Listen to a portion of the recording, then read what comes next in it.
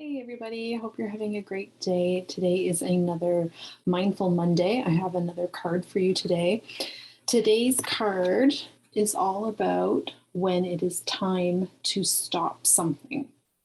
So, whether it's time to stop a project, whether it's time to stop watching TV, whatever it is, you want your child to stop one activity so that you can move on to something else. And this one, we've talked the last couple of weeks about the three different areas that kids often have trouble with. When it comes to stopping something and moving on to something else, this really is a skill that kids need to develop. Transitions can be really hard for kids. Completion is really important to kids. It's important to us as adults too, but we have a little bit more control over our schedule. We have a little bit more autonomy when it comes to things like that. Although sometimes it doesn't feel like that when we've got young kids around. But for your kids, being able to complete something is really important. And when they don't get that completion, it can be really hard for them to manage their emotions and manage their big feelings around that. So we want to figure out how we can boost those skills so that it's easier for them to manage.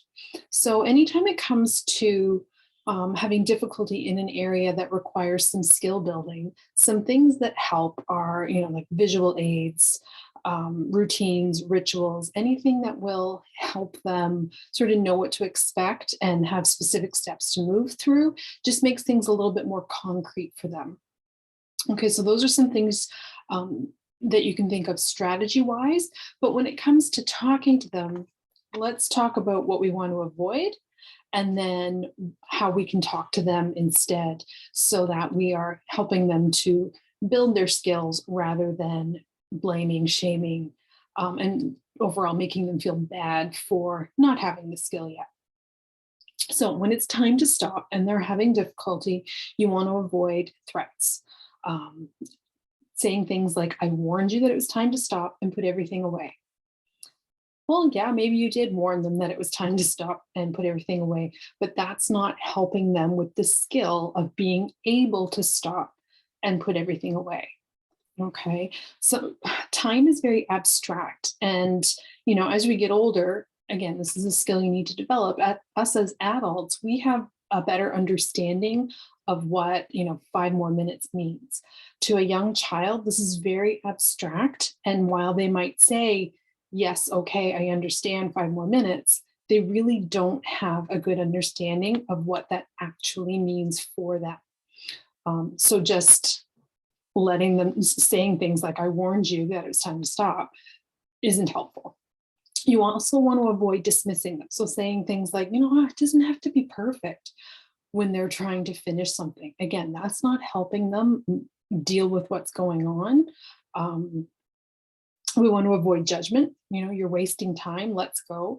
This is a really hard one, especially when it comes to, for example, getting ready in the morning and leaving the house. It might feel like wasting time to us, but whatever they're doing, it's important to them.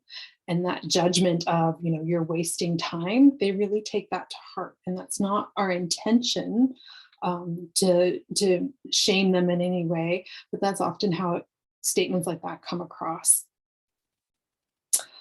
So here's what we want to do instead. Notice, let me go back. First of all, you're going to take that deep breath and you're going to ground yourself. And you're just going to feel calm within your own body because we can't be calm with our children when we're not calm within ourselves. So that's your first step.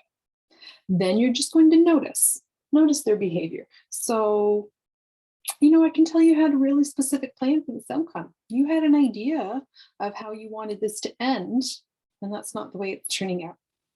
So there's no judgment of anything in that statement. You're just telling them what you're seeing. You want to acknowledge their feelings. Oh, you must be so frustrated that you've run out of time. Acknowledging feelings really helps them to feel heard. You want to validate their needs. So you'd rather finish what you're doing. That doesn't mean you're going to give them more time. That doesn't mean you're going to wait for them indefinitely just because completion is important to them. However, acknowledging that they too have a need is really important. So once you've done that, you've taken a moment to calm yourself, you've noticed without judgment, You've acknowledged their feelings, you've validated their needs. You're going to come in and say something like, it's time to stop right now. I will help you clean up. And it's okay to be angry about that, but I won't let you break anything if that's a challenge that they're having right now.